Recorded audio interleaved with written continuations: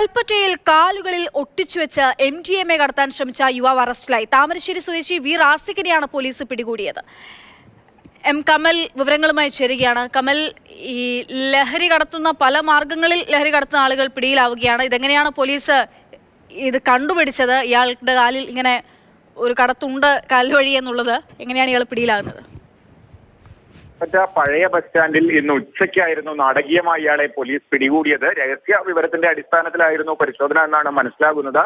എന്തായാലും ജില്ലാ പോലീസ് മേധാവിയുടെ ലഹരി വിരുദ്ധ സ്ക്വാഡും കൽപ്പറ്റ പോലീസും ചേർന്ന പഴയ ബസ് സ്റ്റാൻഡിൽ വെച്ച ഇയാളെ പിടികൂടുകയായിരുന്നു. ഇയാളുടെ കാലുകളിൽ സിപ്ലോ കവറുകളിൽ അടക്കമാക്കി MDMA ഒട്ടിച്ചു വെച്ച നിലയിൽ, ടേപ്പ് വെച്ച് ഒട്ടിച്ചു വെച്ച നിലയിലായിരുന്നു. എന്തായാലും പോലീസ് ഇയാളെ കസ്റ്റഡിയിലെടുത്തു. സ്ഥിരമായി മയക്കുമരുന്ന് വിൽക്കുന്ന ആളാണ് എന്നാണ് സൂചന. എന്തായാലും ഇയാൾക്ക് മയക്കുമരുന്ന് എത്തിച്ചു കൊടുക്കുന്ന കണ്ണികളെ കുറിച്ചും പോലീസ് വിശദമായ അന്വേഷണം തുടങ്ങിയിട്ടുണ്ട്. പക്ഷേ പറഞ്ഞതുപോലെ ഈ മയക്കുമരുന്ന് കടത്തുന്ന ആളുകൾ പുതിയ വഴികൾ തേടുകയാണ് ഈ മയക്കുമരുന്ന് എത്തിക്കാൻ. ഇയാൾ ചില്ലറ വിൽപ്പനയ്ക്കായി സൂക്ഷിച്ചിരുന്ന മയക്കുമരുന്നാണ് ഇതെന്നാണ് മനസ്സിലാക്കുന്നത്. അക്ഷയ. ശരി, കമലാണ് വയനാട്ടിൽ നിന്നും വിവരങ്ങൾ നൽകിയത്.